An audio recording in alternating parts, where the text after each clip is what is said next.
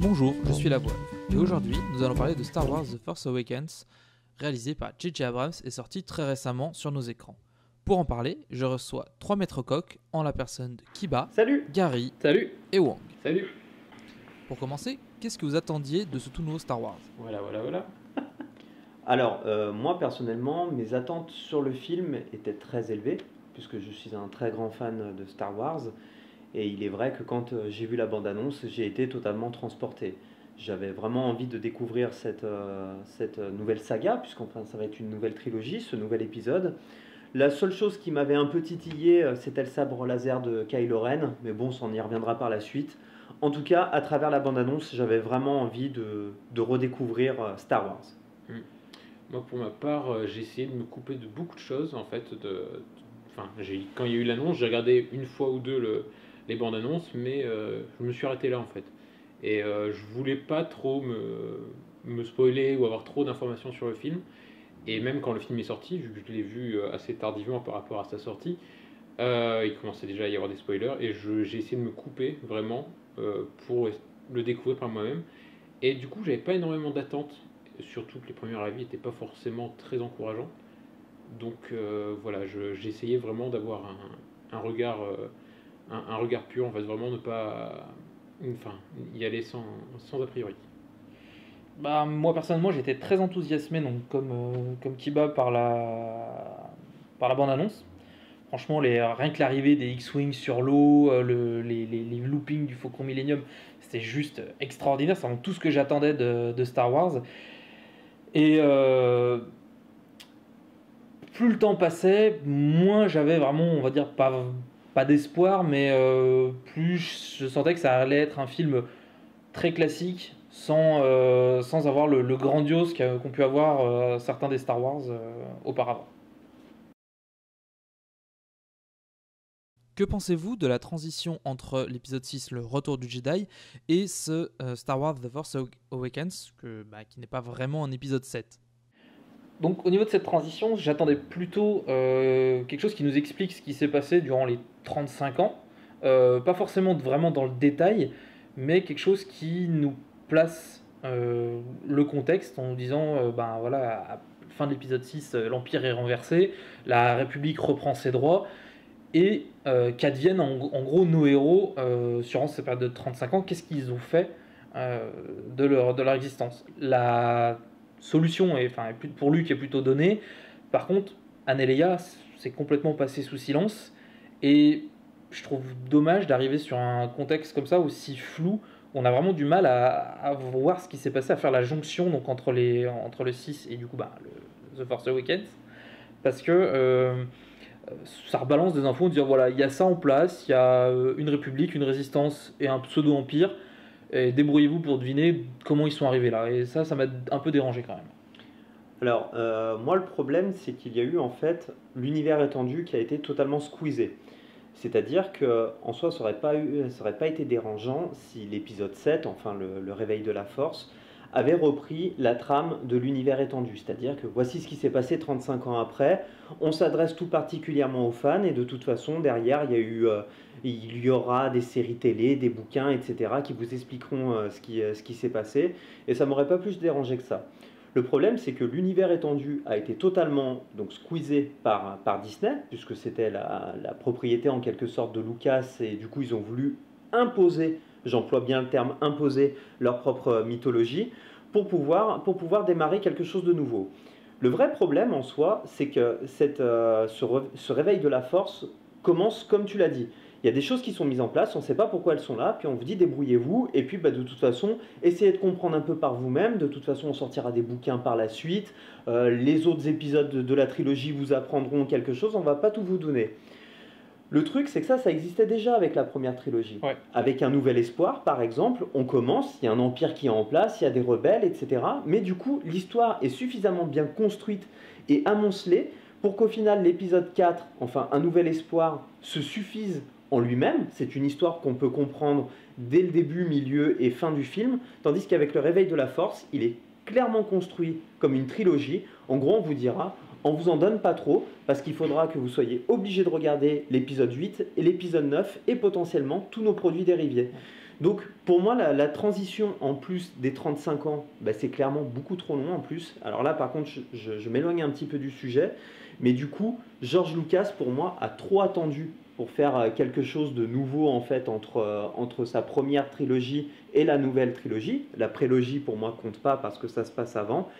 Et du coup, les personnages ont beaucoup trop vieilli. On a des choses qui n'ont pas pu forcément se mettre en place. Et du coup, ça pose réellement un problème pour moi avec la compréhension de ce réveil de la force. Moi, c'est avis tout contraire. En fait, j'ai pas été... Bon, je précise que moi, je ne suis pas du tout au fait de l'univers étendu. Et en fait, j'ai abordé ce film dans le même état d'esprit que les spectateurs de l'époque de l'épisode 4 ont pu aborder donc Un Nouvel Espoir, et même chez la prélogie avec La Menace Fantôme, c'est-à-dire qu'on est plongé directement dans un univers où on ne connaît rien. Alors avec l'épisode 4 c'était évident vu que c'était les tout débuts, l'épisode 1, même si on avait l'ironie narrative par rapport à Anakin Skywalker, on savait qu'il allait devenir Dark Vador, on était là aussi plongé dans un univers qu'on ne connaissait pas beaucoup. Et notamment, on arrive directement sur le conflit entre la Fédération du Commerce et Naboo, où on est plongé là-dedans, on ne sait pas trop ce qu'on va faire là, on tombe sur une mission de Jedi. Et en fait, le gap des 35 ans entre l'épisode 6 et l'épisode 7 m'a pas gêné, parce que je pense que ce qu'ont voulu faire les scénaristes, c'était justement de créer encore une fois cette distance et le fait de revenir dans un univers qu'on ne connaît pas. Et c'est ce qu'on verra aussi avec les personnages qui ne sont pas vraiment au fait de tout ce qui se passe dans leur galaxie. Et c'est à ce niveau-là que c'est intéressant. Et en fait, je ne suis pas d'accord aussi. C'est un argument qui revient souvent sur le fait que ce film est incomplet et qu'on le saisira complètement avec le 8 et le 9. Moi, j'ai saisi l'intrigue de ce film comme celle du Nouvel Espoir. De toute façon, après, on verra qu'il y a beaucoup de similitudes entre les deux films. Et... voilà, enfin, on sait 2-3 choses. On sait effectivement qu'il y a des nouveaux méchants, qu'il y a la République et en même temps la Résistance. Alors ça, c'est un peu confus en effet. Mais c'est pour moi, ça suffit à la compréhension de l'intrigue. Et je pense aussi que les scénaristes n'ont pas voulu s'encombrer de tout un aspect explicatif où on serait arrivé par exemple 10 ans après la chute de l'Empire et qu'on serait revenu sur une intrigue politique. Ils ont voulu faire un film de grand divertissement et que de l'action et vraiment être plongé dans cet univers-là. Ah oui, du pur Disney. Oui. Mais je vais nuancer un peu les deux propos. Tu parlais de l'univers étendu tout à l'heure. Le problème de l'univers étendu, c'est qu'il était tellement dense qu'ils étaient obligés de faire une adaptation d'un truc existant. Ils ne pouvaient pas se replacer puisque 35 ans après, le truc est complètement verrouillé. Il y a eu trop d'événements si vous voulez respecter réellement l'univers étendu. Et je trouvais que c'était encore plus casse-gueule de faire une adaptation d'un truc existant. Typiquement, tout le monde attendait la trilogie de Timothy Zahn. Tu refais ça, ok, les fans vont être super contents, tu te rates, c'est foutu. Tu crames ta licence. Vaut mieux repartir sur des bases neuves, quitte, je veux dire, même s'ils ont dit l'univers étendu, on fait un reboot de l'univers étendu, ils continuent. Il y a eu encore des sorties récemment sur l'univers étendu, ce qu'ils appellent l'univers étendu Légende, qui est l'ancien univers étendu qui avait été développé donc, autour des 6 films d'origine. Donc moi, ça ne me dérange pas que les deux coexistent. Après, c'est vrai que, étant vraiment un fan de l'univers étendu, j'aurais bien aimé voir quelque chose prendre naissance au milieu de ça. Mais force est de constater qu'il n'y avait pas vraiment de place. Alors effectivement, il n'y avait pas vraiment de place. Par contre, il a suffi d'amener le nom de J.J. Abrams pour que tous les fans crient à la divinité réincarnée, etc. Donc au final, il aurait juste fallu demander à J.J. Abrams, Gary Kuntz, excusez-moi si je prononce mal le nom, et Laurence Kasdan d'adapter ça. Et puis au final, comme on faisait venir un trio magique, les fans se seraient tus. Puisqu'au final, on a bien vu, dès qu'on a parlé du nom d'Abrams, Abrams le sauveur de Star Trek, pas de mon point de vue, Au contraire, dès qu'il a été annoncé sur Star Wars, au final, ça a été la résurrection. Et du coup, on a même pu annoncer derrière deux noms moins connus. Alors, pour l'épisode 8, je me souviens plus de son nom, mais c'est le réalisateur du très bon Looper, donc j'en attends quelque chose. Par contre, le réalisateur du dernier épisode, c'est Colin Trevorrow, alias Jurassic World. Donc là, du coup, tout le monde a fait l'impasse parce que du coup, on parlait d'Abrams. Donc au final, je pense qu'on disait à Abrams d'adapter le cycle de Throne ou quelque chose comme ça. Je ne pense pas que les fans auraient crié au scandale et ça aurait pu être plutôt relativement bien adapté. Il ne faut pas dire non plus que c'est inadaptable. Non, C'est, clairement pas. Oui, mais après, ça aurait été est-ce que ça a la portée pour Disney de faire un truc de grand divertissement? C'est une question que je pose vraiment. Alors la Pas du trilogie, tout. la trilogie de la croisade de Jedi Fu, si, puisque à la base c'est quand même des bouquins qui sont conçus vraiment sur le modèle de Star Wars avec le beaucoup plus sombre, Oui. beaucoup plus sombre, tandis que le Réveil de la Force, contrairement à sa bande-annonce mensongère, parce que j'emploie vraiment le terme mensonger qui va nous proposer un film très sombre, au final est un film de très grand divertissement, de la même teneur qu'Avengers l'ère d'Ultron. Pareil. Il y a quand même des scènes qui sont dès le départ où ils montrent en fait les exactions du Premier Ordre, ce qu'on ne voyait pas dans la trilogie originale, notamment premier spoil de l'épisode, notamment quand il y a tous les habitants du village qui sont abattus. Ça, c'est quelque chose qui est assez frontal. qui était suggéré en fait dans on le voit dans un nouvel espoir avec le massacre de l'oncle et la tante. Oui, mais on voit juste des corps fumants, alors que là, on a ce qui est déjà pas mal quand même. On voit des squelettes fumants. Puisque là, on voit rien du tout au final. Oui, mais il y a toute la portée où on voit l'action, et puis bon, après, ça sert aussi un des personnages, mais là, je divague un peu sur la suite. Mais dans la trilogie d'origine, l'Empire est clairement, même les troupes, même si on troll un peu sur le fait que les troopers ne savent pas tirer, il est dit que sont tous de très bons tireurs, puisque Obi-Wan le dit quand ils ont massacré les Jawa, et que ils perpètrent des massacres. Hein, oui, mais il y a une différence entre le dire et l'étendre, enfin dans l'univers étendu, et le montrer à la caméra. Ouais, et bon, il y a un peu de gravité aussi quand même dans les précédents films. Mais je trouve que ce film insiste des fois sur des choses, notamment aussi quand il y a la destruction des planètes, de certaines planètes de la République. Dans le Nouvel Espoir, on a la planète qui explose de loin. Et donc, dans les versions retouchées, on voit du coup le point versions de vue. Non, mais voilà, mais le problème. Non, si elles existent du coup, puisque c'est le véritable point de vue de Lucas. Ah oui, d'accord, mais en tout cas, à l'époque, moi je me souviens pas de cette scène, donc je sais pas quelle version, c'est quoi? C'est la version Blu-ray? La version Blu-ray? Oui, non, dans la version retouchée. Ça on voit le point de vue d'Alderaan. Ah bon, je me souviens pas de celle-là. Ouais. Voilà. En tout cas, là, on le voit vraiment frontalement, et du coup, ça a tout un autre impact. Mais, et tu disais aussi que tu avais accepté le scénario, le début, comme étant c'est comme le 4, hop, on accepte ce qui vient. Le problème, c'est que autant sur le 4, on démarre sur quelque chose de nouveau, donc on s'apprête à recevoir quelque chose qu'on ne connaît pas. Là, on a quelque chose qu'on connaît et on nous donne pas ce qui s'est passé. C'est en gros, il s'est passé des trucs pendant 35 ans, mais vous vous débrouillerez pour savoir ce qui s'est passé. Et ça me dérange. Quand tu pars sur un film, sur une histoire qui est neuve, sur un univers qu'on ne connaît pas, raconter des trucs qui... Typiquement les Harry Potter, ils te posent petit à petit les bases de l'univers, tu dévoiles, tu comprends petit à petit. Là, on a eu 6 films où l'univers a été développé, tu peux pas faire l'impasse sur ce qui s'est passé. Tu as eu 6 films, 35 ans, et tu refais un film, il faut que tu expliques ce qui s'est passé. Mais c'est clairement une logique mercantile de la part de Disney. Ah bah oui. Ça va pas plus loin que ça. Ils vont imposer leur propre univers. Non, c'est surtout aussi que le film s'adresse à une nouvelle génération qui n'a pas forcément vu les 6 films précédents. Et ça, je pense que c'est important. Si on est arrivé dans un truc où directement il t'explique, alors machin il est devenu ça, machin il est devenu ça, la République c'est devenu ça, machin, ça fait une somme d'informations qui pour le jeune public n'est pas intéressante. Alors que là, le but aussi, le fait qu'il y ait 35 ans, ce qui est important aussi, c'est que les 35 ans se sont déroulés aussi dans notre monde à nous. Et du coup, les acteurs ont vieilli, ça on y reviendra après au changement de génération, mais aussi il y a toute la notion de mythe qui est vraiment omniprésente dans ce 7e épisode, c'est que on tombe sur des personnages qui ont une vision très lointaine de tout ça et qui vont découvrir petit à petit et qui vont se rendre compte que certaines légendes, puisque le mot mythe, légende sont prononcés, existent vraiment.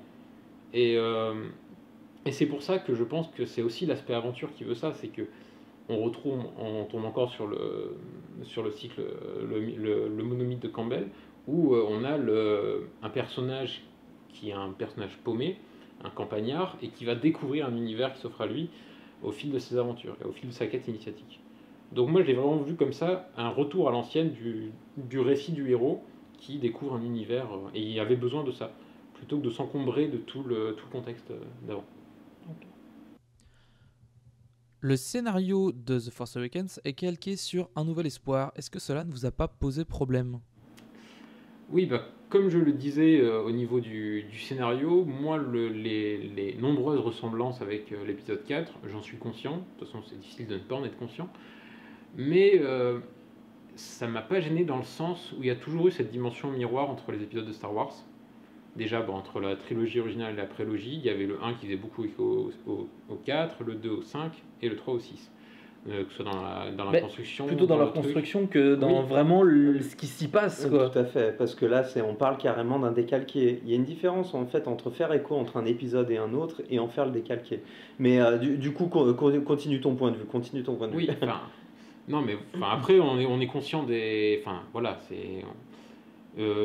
on est conscient des nombreuses ressemblances, mais je pense aussi que ce film est vraiment conçu comme une transition et que Abrams, étant fan lui-même, n'a pas voulu brusquer trop les fans en leur proposant quelque chose de complètement différent. Il a voulu justement faire quelque chose qui, à la fois dans les péripéties, on peut retrouver des éléments, mais aussi il y a beaucoup de clins d'œil, que ce soit dans les répliques, que ce soit dans certains plans. Alors après, le fait que ce soit du plagiat, de la repompe gratuite, de la fainéantise, ou alors une sorte d'hommage, c'est à l'appréciation de chacun. Moi, je l'ai constaté, je ne veux pas faire de la mauvaise foi pour dire que non, c'est pas pareil, parce que si, parce que ça, mais ça m'a pas dérangé outre mesure, et je pense que le peu d'originalité qu'a le film parvient à le sauver et à construire une nouvelle voie.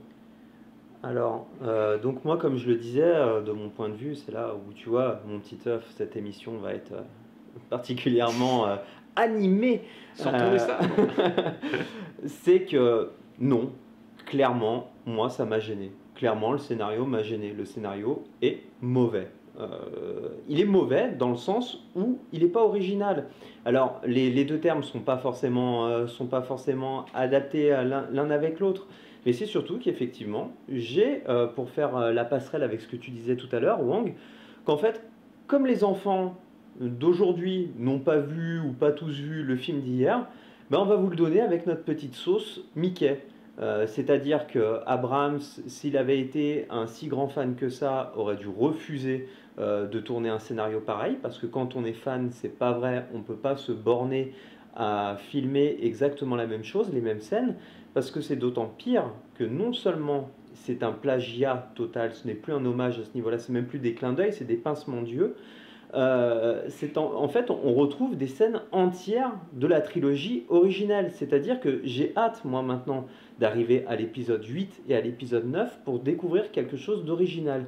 Cet épisode-là n'est qu'un épisode reboot, d'ailleurs moi je l'appelle le reboot de la farce, parce qu'à ce niveau-là, il y a beaucoup trop de références surpompées, repompées, et ça en devient totalement indigeste. Et les quelques idées originales qu'a le film, je les ai pas vues en fait, les idées originales. Moi, c'est bien ça le problème. Elles passent à la trappe, elles sont complètement masquées en fait. C'est exactement ça. Elles sont totalement annihilées, puisqu'au final, on va toujours retrouver quelque chose qu'on a vu dans l'ancienne trilogie. Alors, tu parlais de la prélogie, et notamment des redites ou des clins d'œil qu'on peut voir, notamment par exemple quand Anakin, à la fin de la menace fantôme, fait exploser le vaisseau de la Fédération du Commerce. On peut faire le parallèle avec Luke qui fait exploser donc l'étoile de la mort. Et du coup, on va passer en passage spoiler. C'est-à-dire que par exemple, quand on voit Luke arriver dans la tranchée de l'étoile de la mort, on voit Poe arriver dans la tranchée de la Starkiller et la faire péter quasiment de la même façon. En plus, troll ultime, C'est là où je dis que c'est même plus des clins d'œil à ce niveau-là, c'est que même les pilotes, au final, sont les mêmes. C'est-à-dire qu'on a Biggs, Wedge, enfin on a exactement les mêmes. Et en plus, on a même le copilote de Lando Calrissian dans l'attaque de la deuxième étoile de la mort qui est Nyan Nub. Niam Nab. Voilà. Oui, et on a on même va le général retrouver Akbar que j'attendais dire It's a trap, mais il l'a pas dit. Il le Malheureusement, dit pas. ils sont pas allés jusque-là. Mais ça, après, c'est normal que ces personnages reviennent. Ils continuent Oui, voilà, à partir de la rébellion résistance. c'est vrai, ils reviennent au bout de 35 ans. Moi, je vais envoyer un papy de 80 ans piloter un chasseur et lui Bah ouais. faire attaquer une Voilà. Starkiller. Enfin, pour des races aliens comme ça, est-ce que là, j'ai vraiment une... Oui, voilà, bon, on peut dire effectivement la même chose de Chewbacca qui est effectivement Voilà. dans la fleur de l'âge.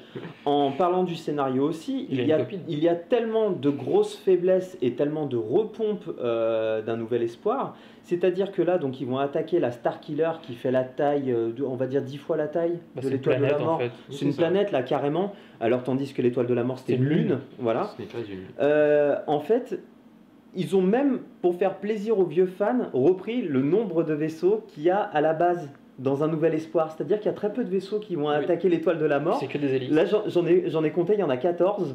Donc, tandis que dans un nouvel espoir version retouchée, je crois qu'il y en a 32 milliards, ou quelque chose comme ça à l'écran. Et là, c'est surtout que on va attaquer une planète entière, il faut aller la bombarder. Ok, on va prendre que des chasseurs, et sinon les bombardiers qu'on a, bah non, ça sert à rien du tout. Pourquoi prendre des bombardiers pour aller bombarder une planète? Ah, c'est marrant ça parce que ça fait partie du scénario, un peu du contexte, où on a la résistance, cette résistance donc, qui apparemment est héritée de la rébellion, puisqu'ils utilisent même les mêmes ordinateurs. Ou de l'Empire, on n'en sait rien, ils sont pas tout. clairement- Ouais, voilà. Non, mais peut-être. je veux dire, voilà, puisqu'après tout, le scénario compte pas. Pour Non, moi, mais ils quand viennent même. de l'Empire. On a Mais non, cette, on a sans cette, même, C'est des anciens on a cette rébellion qui dit clairement scénario n'a qu'ils jamais sont, existé. ils sont dépendants de la Troll pas non flotte plus. de la. Ils sont dépendants de la flotte de la République, mais. Ah, non. Mais cette. Je vais regarder par là. Oui, vas-y. Voilà. Écoute, Mais lui, cette il flotte, troll. cette flotte n'apparaît pas.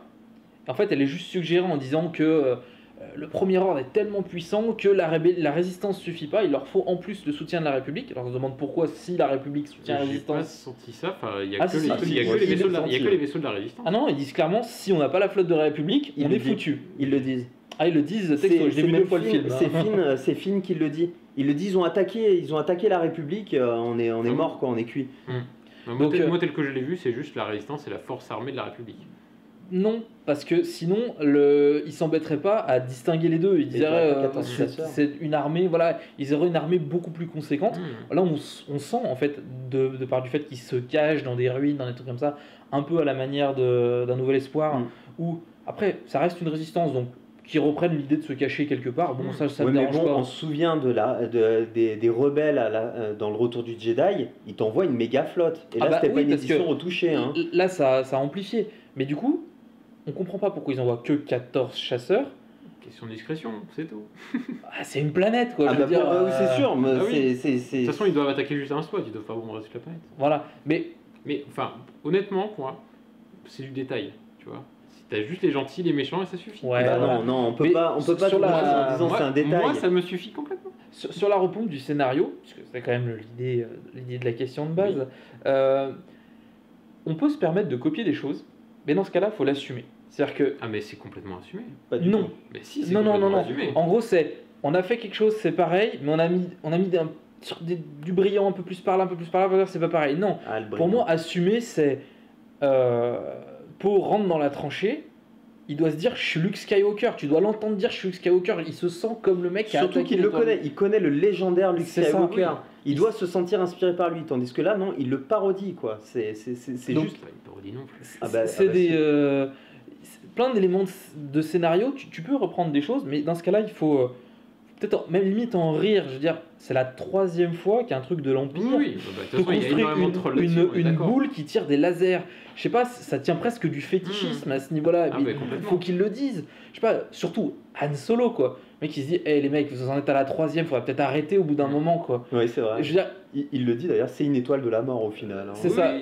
Donc, reprendre un truc et l'assumer, ça me dérange pas. Là, c'est vraiment le côté non, c'est pas pareil. C'est limite, le film nous dit on n'a pas fait la même chose. Non, mais j'ai hâte qu'ils construisent en fait une galaxie killer dans l'épisode 9 hein, parce que alors soit ça va être en fait un poney killer qui enverra des arcs-en-ciel ou alors il crachera, c'est une galaxie qui crache des planètes. C'est ça. Et je trouve ça un peu dommage. De manière générale, il y a beaucoup d'éléments du scénario qui demanderaient plus d'explications que ça. Là, je suis pas d'accord. Ben, par exemple, Non, parce- un truc tout court. Alors, c'est vrai que c'est du détail, En fait, ça tient du c'est détail. parce que vous êtes des puristes de Star Wars et que vous êtes intéressé à l'univers étendu pour connaître tous Je les trouve que détails. non, l'explication est trop simple de Mais dire si. on est des puristes de Star Wars. Mais, enfin, Alors, moi je le vois comme ça. Ben, En non, dehors parce qu'il y a de tout univers étendu. il y a clairement un manque au niveau du scénario. En étant puriste ou pas puriste, justement, je fais souvent maintenant le parallèle avec Les Gardiens de la Galaxie, qui est pour moi la nouvelle référence du space opéra au niveau hollywoodien. Il y a un scénario, c'est expliqué, tout est expliqué, etc. Là, en gros, c'est justement, tu connais rien à Star Wars, on va te foutre un reboot. Tu t'y connais à Star Wars? Eh ben on n'a rien besoin de t'expliquer puisque c'est toi qui vas le comprendre les choses. Mais c'était pas gênant à la découverte de l'épisode 4. Mais parce que l'épisode 4 pose une vraie histoire et t'explique tous les points qui ne sont pas, qui sont plus ou moins Tu sais, ombragés. Au début, tu sais qu'il y a vaguement une république, vaguement un empire, et puis Non. c'est tout. Bah non, on le Tu sais sait pas juste- vaguement, on le sait totalement. Oui, bah là c'est pareil. Bah non. Tu sais juste qu'il y a l'Empire qui dirige la galaxie et qu'il y a des rebelles qui se battent contre lui. Mais c'est largement suffisant. Pourquoi dans le Tandis scénario que là, de on cet est épisode-là, peut-être allié à l'Empire, on sait même pas si l'Empire Bah non, ils existe sont pas liés. toujours. Ils sont pas liés. Non, mais avec la Il y a plus République. d'empire- Il y a plus d'empire. non Oui, mais attends, l'Empire ils ont qui est quand même les devenu mêmes la vaisseaux et les mêmes tenues. Donc s'ils sont pas alliés à l'Empire ou s'ils s'en sont pas inspirés, si ça n'a pas été construit sur les ruines de l'Empire, bah là, Ah bah je veux si, dire, de toute façon, ils le disent clairement dans le texte des ils films. ont piqué le Jean-Paul Gaultier de l'Empire, quoi. C'est ça qui est dommage, c'est qu'en fait, l'épisode 4, pour te poser le décor, il y avait ce petit texte défilant au début qui était très bien. Pourquoi ils l'ont pas utilisé?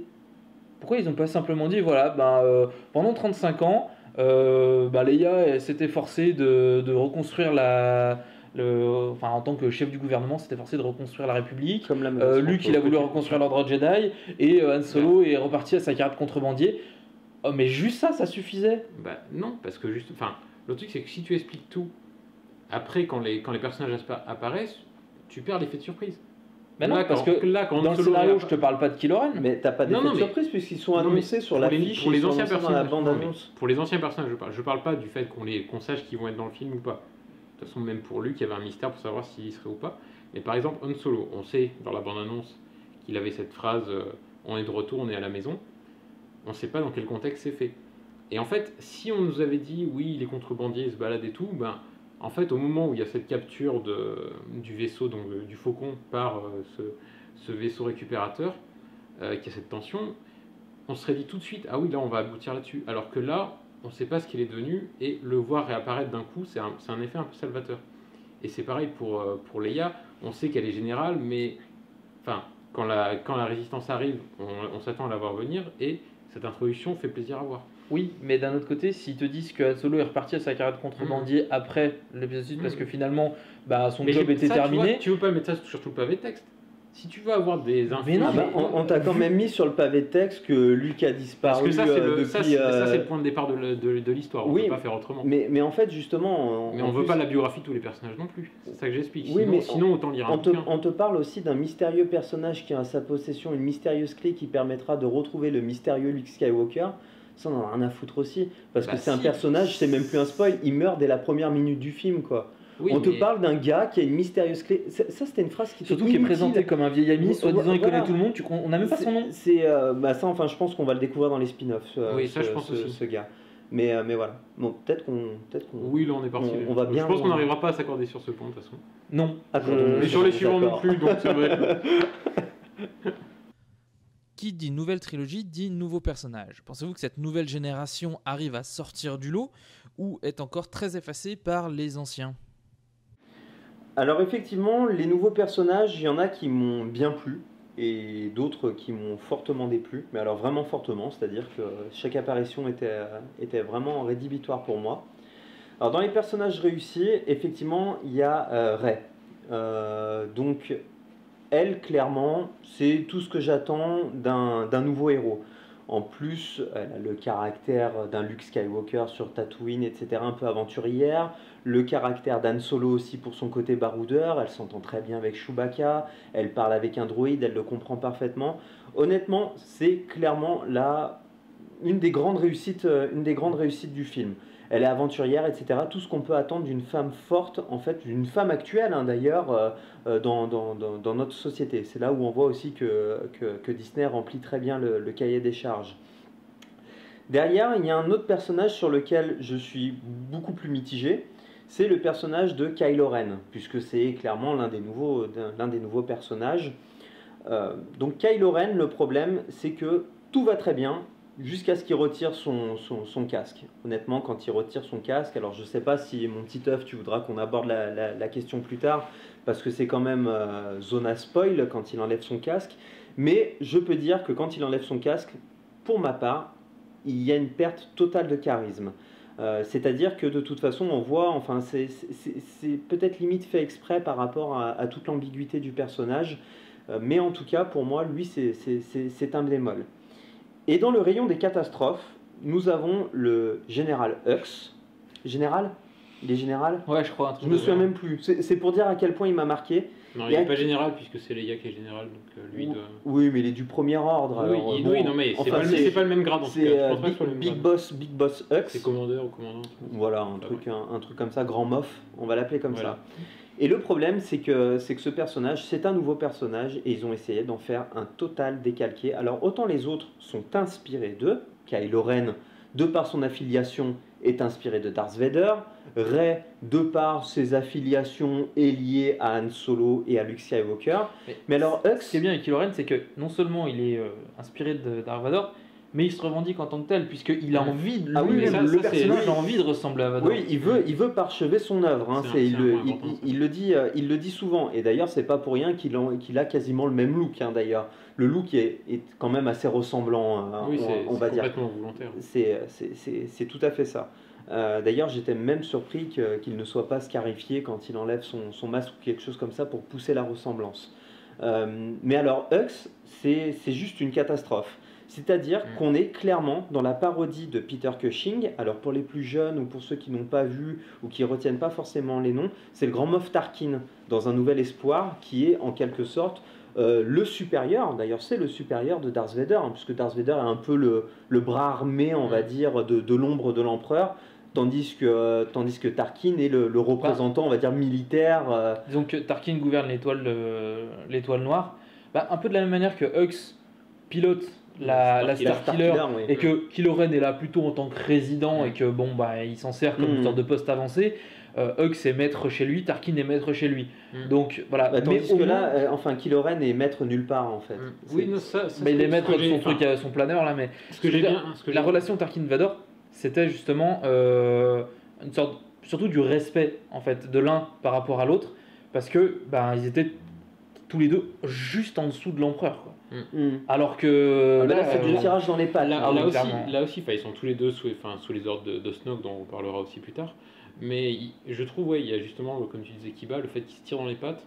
Je trouve que justement, même si Hux est effectivement un ratage, même moi je le reconnais pour le coup, j'ai trouvé intéressant cette espèce de rivalité, d'animosité entre les deux alors qu'ils sont du même camp. Et je me demande ce qu'ils vont en faire pour la suite. Alors, autant justement Tarkin n'apparaît pas dans la suite, ou alors je l'ai oublié, autant pour moi. Non, il meurt. Voilà. Il meurt dans un. Il meurt avec l'étoile. Voilà. Alors Avec que lui, là, avec Hux s'en tire, donc à voir ce qu'ils vont en faire s'il est encore là pour la suite. Alors j'espère juste que ça arrêtera d'être des bagarres de bac à sable en fait. Parce que vous avez vu, il y a Kylo Ren, il a encore tout foutu en l'air. Non mais c'est pas vrai, moi j'avais jamais dit qu'il fallait faire ça. Au bout d'un moment j'avais vraiment l'impression de voir ça. Et il y a une scène, mais alors qui m'a marqué et qui est juste en plus interminable. Elle est très courte, mais elle est interminable. C'est au moment où Hux en fait fait son discours devant ses troupes pour vanter la puissance militaire de la Starkiller en disant ça y est, on va employer l'arme, on va faire pleuvoir le feu sacré. Et là, on le voit en très gros plan, la caméra se rapproche de plus en plus et on voit l'insipide jeu d'acteur qui se met en place. Et là, mais je vous mens pas, le voisin de devant moi en fait a dû me maudire parce que j'ai éclaté de rire en fait. C'est parce qu'on le voit, il s'agite, il est comme ça, il est tout énervé. Et au final, on dirait on voit très bien que c'est une parodie de dictateur en fait, un hommage, enfin non pas un hommage, enfin une redite de l'histoire où on parle des grands dictateurs comme Staline, Hitler, etc. Et du coup ils essaient de faire la même chose, mais comme l'acteur a pas de talent, ça tombe à l'eau. Le comble, c'est que l'acteur est un très bon comédien. Alors je connaissais pas du coup Alors notamment il a joué dans Il était temps, qui est une comédie romantique matinée un peu de fantastique et de voyage dans le temps, qui est très très bon, et Ex Machina aussi, qui est sorti en 2015, film de SF. Et il joue un peu un rôle à chaque fois de trentenaire un peu paumé, alors que là justement il est à contre-emploi total de ça. Et alors est-ce que c'est la direction d'acteur, est-ce que c'est justement le fait qu'ils ont voulu mettre cette image de régime ultra fasciste avec toute cette imagerie et du coup il paraît ridicule à cause de ça. Je sais pas, effectivement il y a un problème au niveau de d'autant que la scène n'a pas vraiment de sens, elle n'a pas de raison d'être. Si, elle a un raison d'être parce que justement derrière il y a la démonstration de force. Voilà, non, mais il y a la et démonstration de force. En fait, elle s'explique par le fait que cette démonstration de force, il faut que toute l'armée la voit et assiste à ça, tu vois. C'est un peu comme s'il y avait un leader qui montrait une explosion de bombe atomique. Oui, voilà, tu vois. Mais il y a quelque chose qui est très important et qui s'est donné pendant un court instant dans le film, ils expliquent ça, et il y a plein de réactions de personnages qui sont en complet désaccord avec ça. Ils expliquent simplement que les Stormtroopers sont élevés dès la naissance, ils sont enlevés à leur famille quand ils sont enfants, et ils sont programmés. Pourquoi tu fais un discours de motivation à des mecs dont le cerveau il est complètement lavé? Je vais faire un point Godwin. De toute façon, déjà la trilogie originale et même la prélogie était inspirée de la Seconde Guerre mondiale et du Troisième Reich. On retrouve dans cet aspect, tu peux faire un parallèle avec les jeunesses hitlériennes et à côté la propagande nazie. Oui, non, là je suis. Voilà, tu peux avoir les deux sont compatibles. Donc voilà. Je trouve ça un peu trop. Franchement, pour moi, le discours aurait plus d'impact si justement on le voyait le même, mais genre sur des écrans géants dans les planètes qui allaient se faire péter, quoi. Alors c'est surtout qu'en plus c'est pas vraiment alors ces Stormtroopers sont pas forcément niais, enfin en plus totalement en lavage de cerveau, puisque ça va me permettre d'aborder le point de Finn, donc qui est aussi un nouveau personnage et qui pour moi est un poil au-dessus dans le bon sens du terme de Hux, c'est-à-dire que c'est clairement, enfin pour moi c'est en plus non je peux pas utiliser ce terme parce qu'on va croire que je fais une mauvaise blague. Non mais j'allais dire c'est clairement le point noir de l'histoire en fait. Ah ouais non là enfin celui-là t'aurais dû l'éviter. Mais franchement enfin c'est pas voulu, n'y voyez pas forcément d'image etc. Alors lui je pouvais pas. Alors tout le monde s'est plaint justement dans les bandes annonces, on a pu voir notamment beaucoup d'handicapés mentaux, j'appelle ça des handicapés mentaux, se vexer ou alors s'insurger parce que c'était la première fois qu'on voyait un Stormtrooper noir et tout. J'en avais rien à foutre à ces gens-là. Ils ont des casques. Moi voilà, à la limite j'en avais sacrément rien à secouer. En plus on avait déjà vu Mace Windu qui était le numéro 2 de Lord Jedi et qui en jetait un max. Et justement il en jetait un max, tandis que Finn, c'est un... alors, on comprend qu'il y a une progression au niveau du héros, d'ailleurs, il est en train de s'émanciper tout au long du film du First Order, mais il est fade, il est horrible cet acteur. Enfin, moi personnellement, je vois un gars apeuré qui sait jamais trop pourquoi il en est là, etc., etc. Et en plus, il apporte pas grand chose à l'histoire. C'est limite le sidekicks. En fait, j'avais l'impression d'être de nouveau dans un buddy movie des années 80, en fait, où on a le flic blanc et le flic noir, et que du coup, en plus, à travers ces réflexions qui deviennent insupportables. Alors, je comprends qu'en plus, on est dans la période Disney, il faut les petites blagouses, etc. Mais alors là, au bout d'un moment, quand il se présente devant le Captain Phasma, on comprend qui est donc le Captain Phasma, qui est l'ancien Supérieur. de Finn. On comprend en quelque sorte qu'il veuille se venger parce qu'il n'avait pas le droit à la parole ou quelque chose comme ça. Et quand il lui dit « Qui c'est le patron ? Qui c'est le patron ?» Et il le dit pendant 5 fois d'affilée, même Han Solo, il lui dit au bout d'un moment « Calme-toi ». Au bout d'un moment, Mais c'est un c'est effet tellement cause. exagéré, oui, Non, mais c'est- ça n'a pas sa place. Ça n'a pas sa place, clairement pas. Et ça, en fait, le problème, c'est qu'on le retrouve trop. Pour moi, c'est le Jar Jar de cette nouvelle trilogie. Mm. C'est le gaffeur rigolo, on a voulu te faire rire, et puis en fait, ça fait pas rire du tout. Enfin, personnellement, Tout ce que vous voulez, moi, ça m'a- dans ma salle, j'ai pas entendu un seul rire. Bah alors moi on va encore se taper dessus, mais j'ai un avis tout contraire, parce que justement, alors je te rejoins sur tout ce que tu as dit avant sur les autres personnages, mais pour moi Finn c'est justement la plus grosse réussite du film. Et oui, désolé. Parce que justement, on peut faire un parallèle avec Rey et Han Solo et Luke Skywalker, on peut faire un parallèle avec Kylo Ren Darth Vader qui est assez évident, et même le personnage de Poe, on peut faire un parallèle aussi avec Wedge Kung Fu Antilles, Panda. ouais, avec Wedge Antilles, mais même si je pense que Poe il est destiné à avoir une importance un peu plus, enfin parce que Wedge Antilles c'était plus un Oui, second rôle, c'est un voilà, très second rôle. très oui, second c'est- rôle. Enfin, il est connu par les fans, mais C'est c'est ça. voilà. Mais ouais. Et d'ailleurs, je pense qu'ils ont voulu faire un trio et finalement, Poe, il part dans cette direction. Mais en tout cas, le personnage Il en a de manqué. Finn, en fait, je trouve pas d'équivalent avec les anciennes Si, Jar trilogies. Jar, j'ai dit. Non, parce que justement, Jar Jar, il tombe un peu là par hasard, et bon, c'est vraiment pour le coup un rôle 100% comique. Et d'ailleurs, ensuite, dans le 2 et le 3, il s'efface complètement. En Alors fait, que là- il a le rôle de 6PO. Hein. Voilà, De bien s'entendre je avec BB-8. C'est et... ça, je mettrais beaucoup plus Finn dans le panier 6PO. Mais surtout, on a un personnage inédit du fait que, effectivement, c'est un Stormtrooper, et jusque-là, on s'est jamais intéressé à la psychologie des Stormtroopers. Et donc, ça, déjà, je trouve que pour le coup, on parlait du scénario vu et revu, c'est un point ultra original. Ensuite, le fait justement que ils partent à l'aventure sans vraiment le vouloir. Alors bon, il y a ceux qui ont l'appel de l'aventure. On sent que par exemple Rey, elle a cet appel de l'aventure, elle a envie de découvrir cet univers, elle est bloquée sur sa planète et tout. Alors que lui, il essaie surtout de s'en sortir comme il peut, c'est-à-dire qu'il est il arrive à se détacher de ce monde qui le dégoûte, et ensuite il se fait brinque-baller un peu partout. Mais je trouve vraiment son évolution intéressante, c'est-à-dire qu'à un moment, il a une occasion de filer, de fuir, et finalement il revient parce qu'il se rend compte qu'il a quand même une importance et qu'il ne peut pas laisser ses amis tomber. Oui, il est tombé Et- amoureux surtout. Alors là, c'est différent. Je suis assez mitigé sur le truc en fait. Sur l'amour, c'est compliqué parce que tu vois, moi je vois surtout une camaraderie très appuyée. On retrouve d'ailleurs ça avec entre Finn et Poe quand ils se retrouvent. Tout à fait, comme Luke Et Han, d'ailleurs, je pense que les ça va plans- inspirer certaines fanfics. Non, mais on parlait de plans copiés d'ailleurs, Ouais. on retrouve clairement aussi Oui. la copie de ces plans-là entre Luke Mais et Han. en tout cas, je pense que Finn a vraiment un rôle très important à jouer. Alors après son devenir vraiment en tant que tel, je ne sais pas trop, mais je pense que vraiment il va avoir un rôle pivot en fait. Il va être là toujours, être bon. On sent que Rey va être sur le devant de la scène, Voilà. c'est assez évident. On sent que même Poe à la limite, je sais pas. Pour l'instant, il n'y a eu aucune interaction entre Poe et Rey. Alors je ne sais pas s'ils vont développer ça ou alors si ça va passer complètement à la trappe.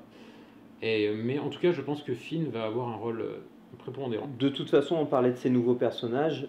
Tu parles de Finn, pour moi, Finn est le devenir, je pense, Han Solo, en fait, en quelque sorte, puisque Rey est le devenir Luke et Poe est le devenir Leia. Enfin, Il n'y a pas vraiment de devenir Leia en fait. Ben, si, enfin, Parce qu'il y a Poe, c'est un. Parce qu'il y a un c'est- truc qui est important, c'est qu'il n'y a pas de princesse. Et il y avait cet aspect dans le Nouvel Espoir, c'est qu'il y avait la princesse à sauver. Et ça, c'est d'ailleurs quelque chose que je trouve très moderne pour le coup. Et d'ailleurs, c'est un point qui a fait beaucoup parler de lui aussi. C'est justement le fait que les personnages centraux soient des minorités. Donc on a le rôle principal tenu par une fille, et elle ne s'inscrit jamais dans un rôle purement de princesse sauvée, justement. Dès le départ, quand elle rencontre Finn, et que Finn, il essaie de la prendre par la main pour l'aider à s'échapper, elle fait non mais lâche-moi la main. Justement, c'est un Et j'ai cahier pas- des charges. Pour moi, c'est un défaut du film. Moi j'ai en trouvé fait, ça c'est très réussi. c'est montrer et faire plaisir aux gens. Vous voyez, hein, c'est pas une princesse. Voilà, Elle alors, refuse qu'on lui donne On la est main. hein. féministe, c'est ça. Ouais, voilà, c'est ça. Bah Et non. puis vous voyez notre héros principal. En En, fait- plus, on n'est pas raciste chez Disney parce que notre Ouais. héros principal, il est Mais en noir. fait, C'est Ouais, je Non, sais pas. moi je le vois. Enfin, C'est un cahier des charges. après que pour ce soit moi. un cahier des charges, peut-être, mais en tout cas, moi ça m'a pas gêné, je l'ai pas senti comme ça. Et même, je vais te dire, Rey pourrait être un mec, ça ne changerait absolument rien au reste de l'histoire. Bah, si, peut-être que Finn il se serait moins attaché. Non, bah non. Ou alors on aurait pu faire un couple gay. Regarde son attachement avec Poe. Ils sont tous dans cette Mais en fait, euphorie. il n'y a pas d'attachement avec Poe. Ah bon? Non, On n'a pas vu le même film. ils se rencontrent sur Il donne son le. bouson quand même. Ouais, il donne Voilà, son c'est blouson ça. parce que l'autre il est Alors, content de lui c'est ramener un même- droïde qui vaut la peau C'est du même un cul. peu trop appuyé si tu veux, tu vois. Mais en fait, voilà, il y a cet aspect de camaraderie. Le gars il a échangé un blouson contre un droïde, il est perdant. En plus, il a pas échangé. Mais il est beau, son l'a blouson. volé. Il l'a volé le Ouais, blouson. il a dit garde. Oui, Il l'a Enfin volé. bref, Mais- là on parle loin. Lui. je trouve qu'il y a beaucoup de personnages, parce que c'est vrai que moi, vous avez beaucoup parlé, moi j'ai pas dit grand chose quand même. Je vais en parler, je vais Oui, en parler. BB-8, on va en parler aussi. Euh, Mais on est tous d'accord, je crois. Oui. Ray, c'est plutôt pas mal. Pour moi, je trouvais que c'était un personnage intéressant. J'aimerais vraiment que elle soit absolument pas affiliée à un quelconque héros pour justement la démarquer et éviter que ça soit encore toujours c'est dur, là, accroché quand au truc. Oui, non, ça marchera pas. De toute Parce façon, qu'il faut c'est- quand même garder les vieux fans. Oui, mais j'aimerais. Tu vois, Mais de toute façon, ça me après- serait, Après serait qu'il logique. y ait un lien de filiation directe ou pas avec Luke, au final, bon, ça va, vu qu'elle est destinée à devenir son apprenti, ça change pas grand chose au final. C'est juste qu'après, il y a une notion de plus de destinée supplémentaire si elle est vraiment sa Mais je fille. pense que devenir son apprenti sera suffisant. Voilà. Elle n'a pas en plus C'est besoin d'être sa fille ou Si, parce sa que, ça, cousine. parce que ou- ça va amener quelque chose avec Kylo Ren. Ça va Oui, bah apporter oui. une dimension complémentaire, encore un peu plus shakespearienne Le film de bah, avec pourquoi- Kylo Ren. Ouais, non, Voilà. Le truc c'est- filial en fait. Je suis Tout d'accord. simplement, c'est Donc- une notion qui est assez importante. Ray, j'aime bien. Moi, j'ai aucun problème avec Ray. Hmm. Kylo Ren, j'aime bien vraiment ce côté Oui, un c'est peu, vrai.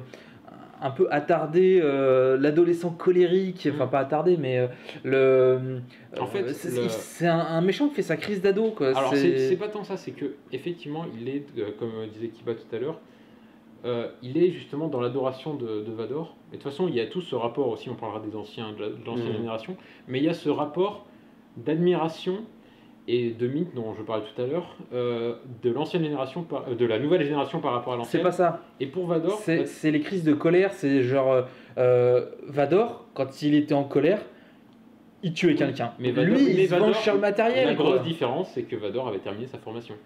Alors Voilà. que là, c'est dit explicitement qu'il n'a pas fini sa formation. Et justement, c'est ça qui est bien. Oui, voilà, et c'est j'ai- surtout j'ai que aimé Vador ça. est un Sith. Ouais. Ren. C'est un Jedi bah, noir. enfin, est un chevalier de non, Ren. Kylo est un Ren. Voilà, enfin, il n'y a, C'est y a ça. pas de mauvais jeu de mots.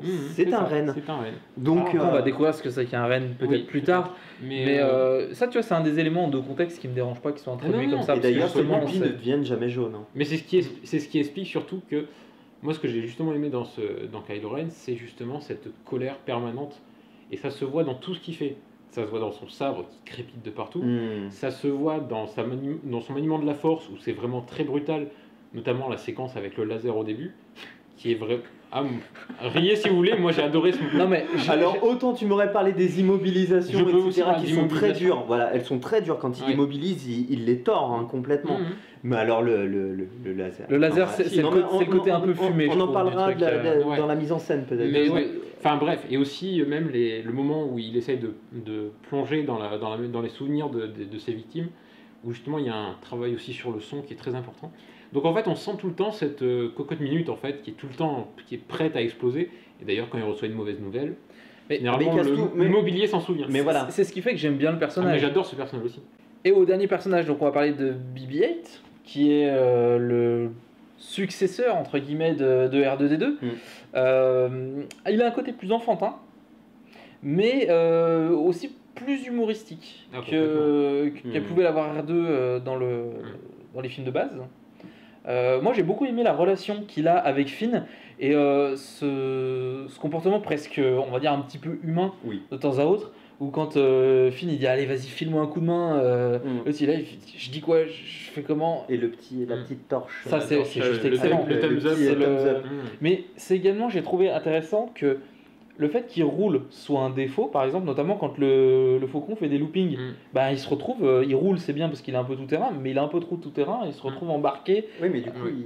il est tellement tout terrain qu'il arrive à Bah, s'agripper. il a des grappins, justement, il s'adapte, il montre une certaine faculté d'adaptation, alors que par exemple R2, ben, il C'est galérait ça. un peu avec les escaliers. Je veux dire, R2 et 3PO, ouais, au bout d'un moment, Alors ils étaient que bien là, gentils. Non, il a des lanceurs sur le côté. Ouais, ouais. Mais moi j'aimais bien, je faisais ça avec mes petites figurines Lego quand j'étais gamin. Ouais, moi j'y mettais le feu aussi. Aussi. Ouais. Non, Euh, BB-8, je pense qu'on est tous d'accord. Ouais, C'est une vraie réussite. Ouais. vraie Bah, réussite. c'est pour ça que d'ailleurs la plupart du marketing est Hmm. basé C'est sur la, lui. c'est hein. la mascotte du film. Alors, complètement. d'autant plus que là où BB-8 est d'autant plus attachant, c'est qu'il est réel en fait, BB-8. Oui, oui. C'est-à-dire que c'est un robot qui fonctionne vraiment. Comme celui-là. Oui, on est un peu plus grand, mais qui fonctionne vraiment, qui est un bijou technologique. Et en ça, on ne peut qu'encore plus s'y attacher puisqu'on sait qu'il existe vraiment. C'est-à-dire que moi, C'est pas une image de synthèse, ouais. concrètement, quand j'étais gamin, je voulais avoir un R2. J'avoue que maintenant, en tant qu'adulte, bon, je vais avoir le sable de Kylo Ren, donc pense-y pour mon anniversaire, mon petit œuf. Mais par contre, un vrai BB-8, mais ce serait juste génial, quoi. Moi, je mets tout de suite mon chat à la SPA et je prends un BB-8, quoi. C'est moins salissant aussi. Que pensez-vous de la réalisation de J.J. Abrams qui se revendique lui-même fan de la saga? Donc en fait, pour moi, J.J. Abrams n'est... Je m'attends à avoir un nombre de Vas-y, commentaires. non, mais je sais déjà ton avis n'est là-dessus. pas un bon réalisateur. Non, mais j'attends en plus de beaucoup de geeks, tout un tas d'exemples me prouvant que c'est un très bon réalisateur. Je trouve qu'il est énormément dans l'académisme. Il avait déjà ruiné Star Trek avec donc son reboot et sa suite, qui sont deux très mauvais épisodes pour moi. Enfin, non, Parce que tu es fan de Star Trek. oui, non, mais C'est enfin, ton avis. oui, on le voit là. Mais je veux dire, il y a des très mauvais épisodes de Star Trek aussi. On va pas Ah oui. on va pas non plus se voiler la face. Mais en fait, ce que j'aime pas du tout, c'est justement la façon dont réalise les choses J.J. Abrams. C'est-à-dire que c'est tellement académique qu'on regarde un film d'Abrams, on les a tous vus. Et le problème dans Le Réveil de la Force, c'est qu'on voit énormément de plans du pur Abrams. Alors on va me dire, bah forcément, quand il y a un réalisateur, il appose sa patte sur un film, certes, mais ça ne t'empêche C'est pas à lui de d'être un s'adapter peu aux nouveaux original. films. Et puis en plus, derrière, voilà, c'est lui qui doit s'adapter à Star Wars, c'est pas Star Wars qui doit s'adapter à J.J. Abrams. Et au bout d'un moment, même si on en parle beaucoup parce que c'est une de ses touches, mais le lens phare, mais ça devient juste plus possible.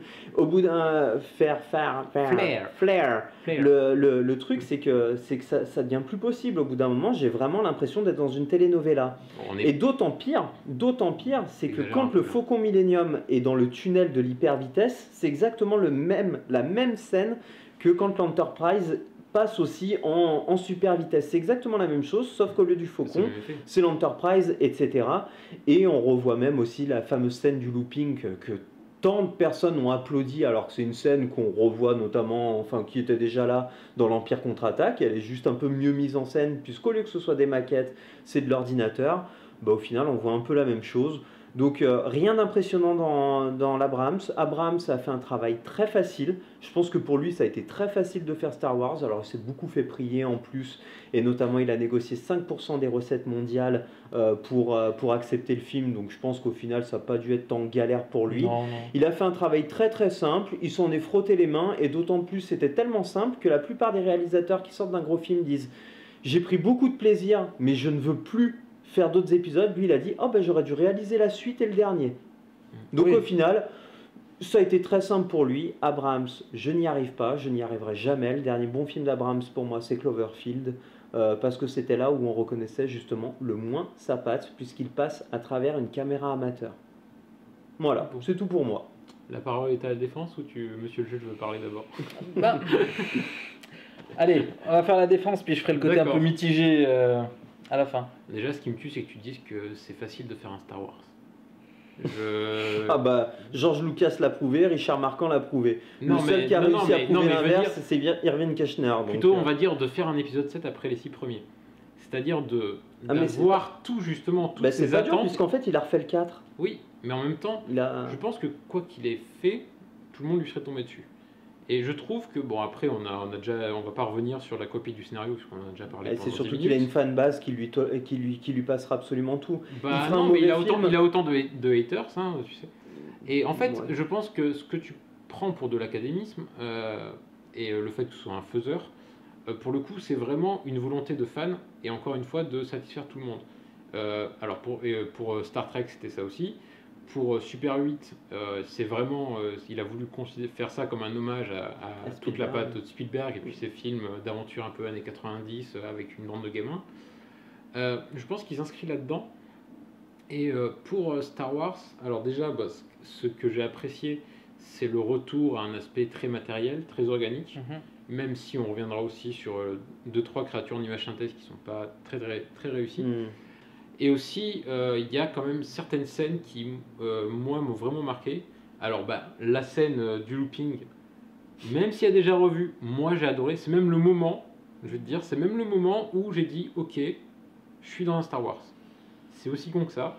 Mais c'est bon, j'étais bien en table du début. Et en fait, ce moment où il y a cette scène, ce looping, juste après, il y a le petit moment où BB-8 justement fait un tour. En fait, c'est tellement bien rythmé. Puis ensuite, il y a le passage où il rentre dans le vaisseau, tout ça. Cette scène, j'ai trouvé vraiment très bien rythmée, très bien montée de bout en bout. Il y a cette scène-là qui m'a marqué. Il y a la scène aussi. Bon, là c'est un gros spoiler, mais bon, je pense que les gens qui l'ont vu, je vais quand même dire la mort de Tut. Voilà. En fait, Solo. Voilà, tu peux le dire, merci. Je vais t'épargner le calvaire. En fait, il y a un énorme jeu justement sur la dualité en fait du personnage de Kylo Ren, qui est aussi entre la lumière et le côté obscur.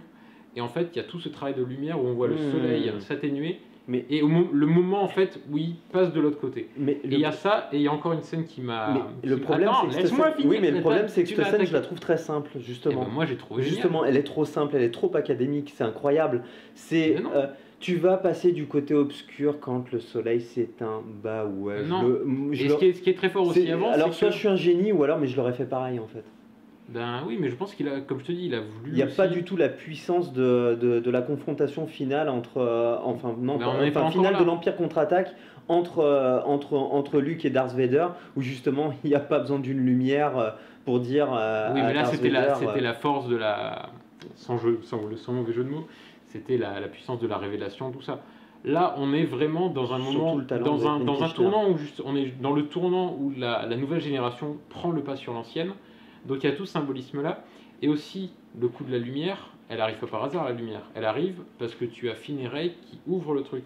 Et donc cette lumière provient de Rey.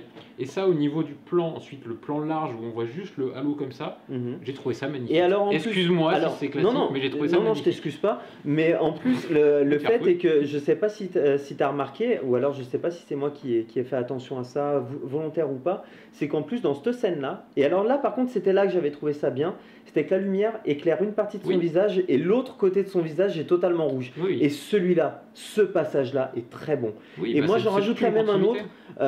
C'est pour dire, il y a deux plans qui m'ont marqué dans ce film. Déjà ça. Et notamment quand on voit Rey qui est sur son vaisseau Magnum chocolat amande et qui a le destroyer en fait qui est en arrière. Tout le début aussi justement avec toutes ces épaves. Magnifique. L'introduction de Rey est filmée de manière génialissime. Là c'est je reconnais, tu vois, c'est magnifique. Et aussi le combat final dans la forêt avec la neige.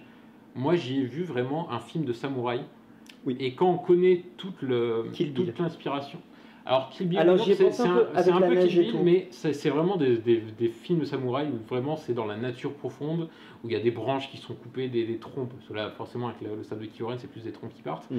Et voilà, et puis tout ce travail de lumière avec les flocons, voilà, j'ai trouvé ça vraiment admirable. Bon, je suis d'accord avec toi. Je suis d'accord avec toi. Mais tu vois, au final, au lieu de 2 scènes, j'ai 3 scènes. C'est bien, sur 2h16 de film, c'est mais après, voilà, ça c'est vraiment les... Sinon, le reste, c'est de l'académisme. Je suis pas d'accord. Voilà. Monsieur le juge. Alors,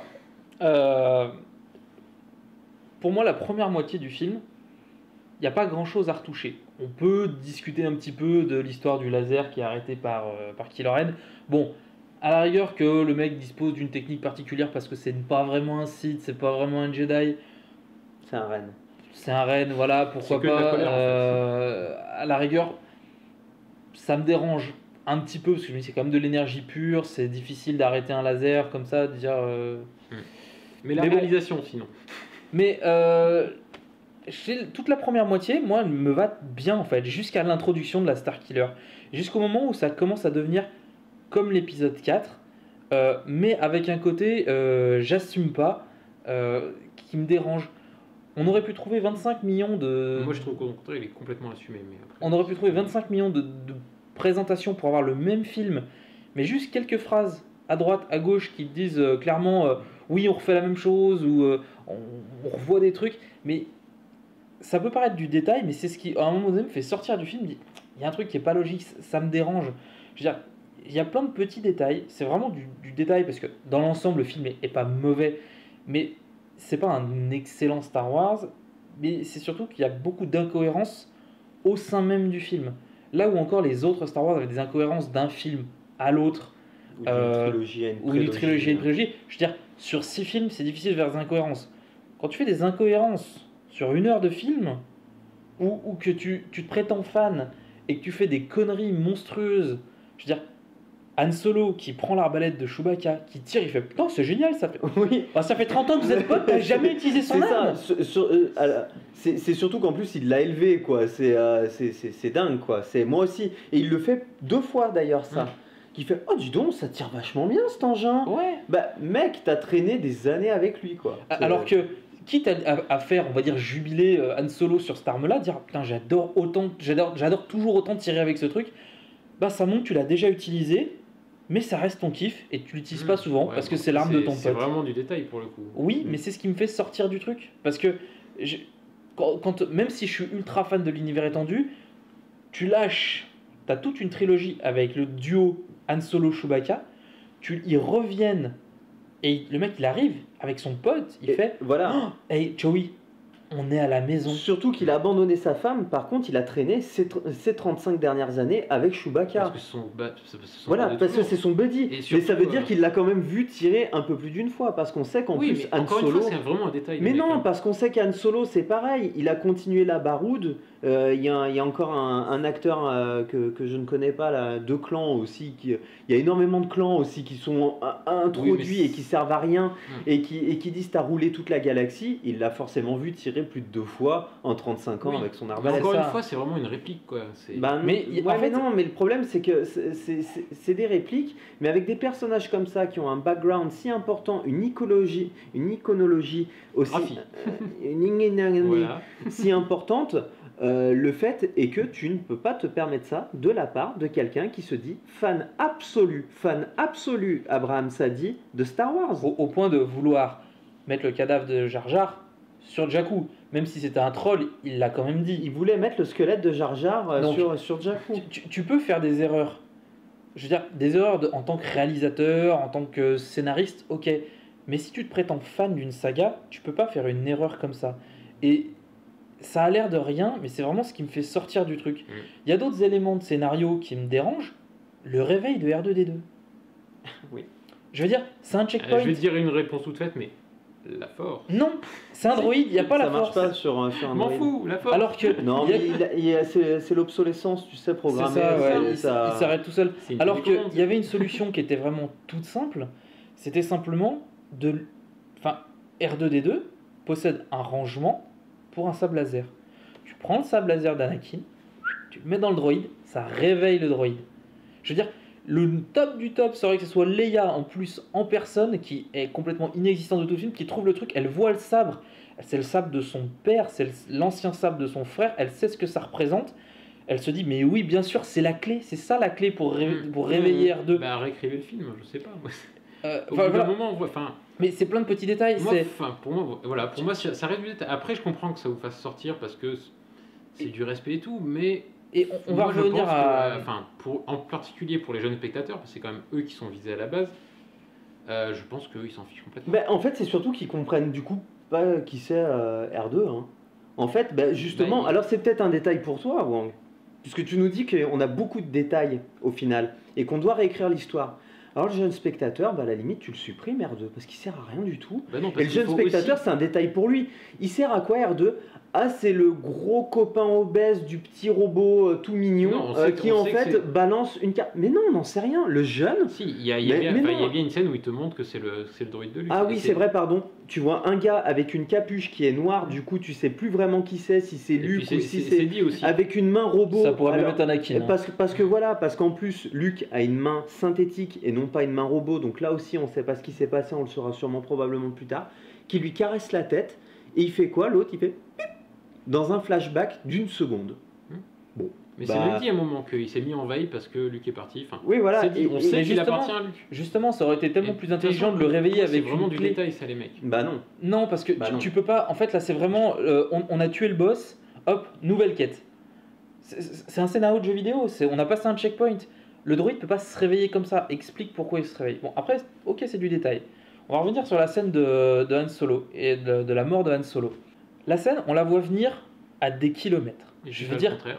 À des et kilorènes. ben justement, ça aurait été intéressant de prendre un petit peu, de faire un petit peu de contre-pied, de dire, on s'attend tellement à ce moment-là qu'il meurt que moi, franchement, même en tant que grand fan, j'étais là, je fais ok, bon bah il est mort, voilà, c'est fini. J'attendais vraiment de la scène. Quand je le vois, il n'y a aucune raison qu'Kylo Ren aille sur cette putain de passerelle, il n'y a aucune raison qu'Han Solo le rejoigne, si ce n'est pour mourir. Je veux dire, Oui, mais ça fait. enfin, et t'as deux solutions à ce moment-là. Tu peux pas tuer un personnage sans que les gens ne ressentent rien. bah, Donc- moi j'ai ressenti quelque chose, désolé Voilà. mec. Mais moi je le vois tellement C'est venir, je lui dis mais non, enfin Mais je ouais, l'ai vu trop venir tard, aussi, ça quoi. me prend- Alors, moi, c'est Mais là- j'ai été touché par justement ce que j'expliquais tout à l'heure, l'iconographie du Voilà. truc, la Et- mise en scène. Et je vais juste rejoindre Wang. En fait, je vais vous Ah. rejoindre tous les deux. Sa mort m'a pas du tout touché en fait. Elle est très mal, effectivement, elle est très mal amenée dans le sens où les personnages ils sont là un peu en ayant popé un peu au hasard, tandis que tout l'environnement autour est très bien amené, etc. La dualité, etc. Par contre, ce qui m'a beaucoup marqué, c'est la violence de la mort d'Han Solo. C'est là où j'ai ressenti quelque chose. C'est pas sa mort au final qui m'a fait quelque chose, c'est le fait de se faire mais complètement transpercer, arraché par la fureur de son propre fils. Et ça, c'était bon. Ça, c'était bon. Et à la limite, j'aurais uniquement insisté sur le visage d'Adam Driver, enfin Kylo Ren, voilà. C'est-à-dire qu'on voit vraiment la haine ressurgir en plus avec les effets de rouge et le sabre qui brûlait totalement. Et à ce niveau-là, en fait, J.J. Abrams, au lieu de faire encore une fois du travail facile, parce qu'il a fait du travail facile, il a voulu rendre encore un dernier hommage à Han Solo, au lieu de passer la main à la nouvelle génération. C'est-à-dire que cette scène était la scène de Kylo Ren, d'Adam Driver. C'est-à-dire que c'était là, pour la première fois sans son masque, où je le voyais vraiment être un acteur, un véritable acteur. C'était plus le sale gamin tout bouffi qui fait sa bouderie ou quelque chose comme ça, ou qui galère comme pas possible face à une Il aspirante passe une Jedi. étape, en fait. Voilà, il passe complètement une étape dans son jeu. Et là, moi, j'aurais gardé juste Harrison Ford de dos, donc avec le sabre encore brûlant dans son dos, caresser la main de Kylo, et tandis que l'autre, il le jette, et qu'on puisse voir toute la fureur totalement déformée par rapport à ça. Et d'ailleurs, la fureur de Chewbacca juste derrière aurait été encore plus appropriée. Parce qu'au final, Chewbacca... Moi, je pense- Bah, il sert à rien, il tient un coup d'arbalète et puis je me barre. Pour le coup, je pense que c'est vraiment une question d'appréciation parce que moi, justement, cette scène-là, je l'ai appréciée de cette manière. En fait, ils sont traités d'égal à égal. Et ça sert justement à cette passation de ce changement de transition que j'ai évoqué tout à l'heure. Que vraiment, bon, je pense qu'en même temps, tu pouvais pas non plus faire mourir Han Solo de manière. comme de dans la manière carbonite, lambda. comme c'était prévu dans l'Empire contre-attaque. Voilà, de oui. manière lambda. Non, il va pas dans la carbonite. Non. Enfin bref. Ouais, On va pas rentrer dans la discussion de Moi, c'est sûr, c'est pas le fait qu'il meurt, c'est vraiment le côté. On s'y attend tellement qu'en fait, au final, ça m'impacte pas. J'aurais tellement aimé qu'il y ait, comme toi, une symbolique. Elle est là, elle est présente. Mais rien que le petit coup sur les mains où il résiste sur le sable, c'est trop. C'est-à-dire que on le sait que ça va se passer comme ça. Il Oui, n'y a, oui. a pas besoin de nous le montrer. Ça aurait été tellement plus. Cette scène, mais je la revois de 25 manières différentes, mais on voit Han Solo qui parvient à retirer le sabre, où finalement, on peut garder plein d'éléments, comme le soleil qui disparaît, comme le coup de magnifier Kylo Ren, mais où il parvient à prendre le sabre de son fils, il le jette, il s'en débarrasse, il fait ce qu'il a envie avec le sabre. Il fait demi-tour, son fils est désarmé. Il a enlevé l'objet en fait qui faisait que il a enlevé son casque, il lui a enlevé son sabre, il lui a tout enlevé. Et au moment où Han Solo est dos à Kylo Ren utilise la force, récupère le blaster de Solo, et le seul truc qu'on voit c'est Kylo Ren de face qui tire sur son père. Et non, ça aurait été trop compliqué. Non, ça aurait pas été trop compliqué. Après, et là, en plus, on garde l'histoire du soleil au moment où le mec s'éteint complètement. Là, tu serais passé à la réalisation. Là, moi, dans la salle, j'aurais gueulé en disant t'as parodie Indiana Jones là, en fait. Tu vois, il y en a un qui fait ses trucs avec ses sabres et puis au final il tire et puis voilà. L'idée c'est qu'il est désarmé, c'est qu'en fait on s'attend finalement tellement à ce qu'il meure qu'on dit ah ben tiens finalement il va survivre et bam. Le fait, moi ce que je voulais dire c'est que justement la mort d'Han Solo ne m'a absolument rien procuré parce qu'elle est filmée comme ça. Par contre, l'acte en soi était vraiment puissant. Oui, c'est lui qui m'a provoqué quelque chose. La mort d'Han Solo, Harrison Ford, etc. Comme on le disait, hein, de toute façon, Han Solo, Harrison Ford, on sait qu'ils vont le faire mourir parce que il est vieux et qu'ils veulent pas prendre de risques. Surtout, tu peux pas non plus trop magnifier les anciens héros. Et voilà, il y a ce passage à la nouvelle génération. Il faut passer au nouveau. Ben Solo, c'est Ben Solo. Il faut qu'il existe en tant que tel. On peut pas passer 2 autres épisodes à dire je sens papa, je sens le Faucon Millenium, je sens papa. Non. Mais alors, du coup, pourquoi? Surtout que Chewbacca disparaît à ce moment-là de l'écran et il revient que plus tard avec le Faucon. Pourquoi? Alors je sais que ça peut être. Alors il y a eu énormément de scènes coupées aussi. Hein. Ouais, mais pourquoi à ce moment-là faire disparaître le corps? Pourquoi en fait faut que le corps tombe? Parce que c'est la symbolique du truc. C'est la symbolique. Il y a toujours des corps qui tombent dans Star Wars. Ouais, il y a toujours des corps qui tombent, mais ça fait partie des éléments clés. T'as Mace Windu qui tombe. Mais je voyais plus la mort de Solo comme celle de Qui-Gon où il meurt, il reste là. Limite Chewbacca disparaît, bon moi ce qu'il allait faire c'est récupérer le corps. Non parce qu'il y aurait eu un enterrement en plus et du coup vous auriez encore plus crié à la repompe. C'est savoir ce que tu veux au bout d'un moment. Non parce que je te dis mais là on a eu une mort à la Bespin quoi. On a eu une mort à la Bespin. Voilà, ça va pas plus loin que ça. Ça me dérange un peu. C'est un des ultimes clins d'œil. Après moi ce que je pense c'est que effectivement on s'y attendait mais en fait la mort de Solo tu t'y attends même au moment de la séparation avec Leia. Ah oui. Ouais, tu sais déjà. Voilà. En fait, mais même toute la trame du film, quelque part tu t'y attends. À partir du moment où tu comprends que c'est. Mais alors moi j'aurais tellement aimé que. C'est pour ça que moi je m'arrête pas à ça. En fait, tu sais que la génération va s'effacer, soit de manière brutale, soit de gré ou de force, ou alors qu'il va y avoir une passation de pouvoir comme avec Luke et Rey. Mais c'est vraiment plus dans la symbolique du film qui est beaucoup plus importante en fait. Mais de toute façon, cette première trilogie est destinée à faire partir les anciens. Parce qu'il ne faut pas rêver. Avec Disney, il va y avoir d'autres trilogies. Mais même de toute façon, prochain épisode, il y a Leia qui disparaît. Et puis l'apothéose, ça va être la fin de Luke Skywalker. Tout à fait. Leia, bref, ça après c'est de la fiction. Mais non, par contre, ce qui m'inquiète plus, vu qu'on est en train de parler de l'avenir de la truc, c'est juste de la saga. C'est justement, l'Empire Disney est là. Moi j'ai quand même quelques inquiétudes sur la suite, parce que même si toi tu n'aimes pas Abrams, moi j'ai beaucoup aimé son travail, et en fait, sur les prochains volets, je me demande comment ça va tourner, s'il va y avoir cette continuité, ou si ça va vraiment être des films très différents. Ça va faire comme avec Marvel, c'est-à-dire que chacun va... C'est ça que je crains. Alors, soit le réalisateur va avoir suffisamment de poids pour pouvoir imposer son point de vue, mais je ne pense pas. Aujourd'hui, à l'heure actuelle, chez Hollywood, il n'y en a pas un qui... si, les Tarantino, etc. Mais on sait très bien que ce ne sera pas possible, sinon ça va devenir Kill Jedi et ça va être un carnage. Mais on va prendre des yes man, et puis ils vont faire un travail honnête, et puis on dira, comme « Ah, je suis allé voir Avengers numéro 58, ah, je suis allé voir Star Wars, le réveil du Hutt, et puis voilà. » Et puis Indiana Jones 46. C'est exactement ça. C'est une overdose qu'on les a craint. On va perdre en fait cette mythologie pour arriver en fait à une série de films un peu comme les Bonds d'ailleurs. C'est encore notre... oui, mais bon, des sagas... Je vois vraiment plus dans l'exemple d'Avengers. Voilà. Du coup, on va clôturer pas très loin. Les spin-offs. Alors les spin-offs, moi j'en attends beaucoup, surtout celui sur l'escadron Rogue, qui va arriver parce que justement là-bas, ils sont pas en train de mettre des yes man. C'est-à-dire qu'ils sont en train de prendre des sacrées gueules. Il y a Mads Mikkelsen quand même qui va jouer dans ce film et moi Mads Mikkelsen c'est attention, hein, c'est mon acteur, un de mes acteurs fétiches. On te sort aussi du Naomi Raps, Oui, je sais plus trop Ouais, je sais comment plus le comment elle s'appelle, prononcer, la brune, là. mais enfin voilà. Ouais, j'ai beaucoup Et, aimé dans la History Talk. Murph d'Interstellar. Bonne question aussi. Voilà. On mettra des sous-titres avec les noms Voilà, des on te actrices. mettra des sous-titres, mon petit œuf. Ouais. Et du coup, j'en attends beaucoup de choses de celui-ci. Alors, par contre, Han Solo et Boba Fett, j'en Oui, ai on s'en fout. strictement rien à faire. Là, pour Le coup, seul ça que va je vraiment peux faire faire pour du pur fan service, parce qu'il y en a un d'Obi-Wan aussi qui est prévu, rien n'affiche non plus. Pour du pur fan service, pour moi, pour mon plaisir personnel, j'en veux un Darth Vader entre l'épisode 3 et l'épisode Ouais. 4. Mais ça, c'est juste du pur fan service. Bah, il y a un jeu vidéo là-dessus. Oui, Voilà. oui, mais c'est pour ma pomme. Il y en a C'est pour me plusieurs faire films, plaisir. bref. Mais en fait, le problème, c'est qu'à la fin, on va t'en faire un sur Wedge, on va t'en faire un sur Jabba, on va Ouais. t'en faire un sur Non, mais c'est vrai Wicket. que C'est c'est vrai que Rogue Non, mais on a One- déjà Rogue vu sur One, Wicked. deux. je pense que Rogue One justement, il va être un peu charnière parce que ça va être un spin-off, mais ça va être le premier des spin-offs. Et entre surtout, 3 et 4. je pense qu'il va, même s'il est entre le 3 et 4, je pense qu'il va aussi avoir une implication sur la trilogie.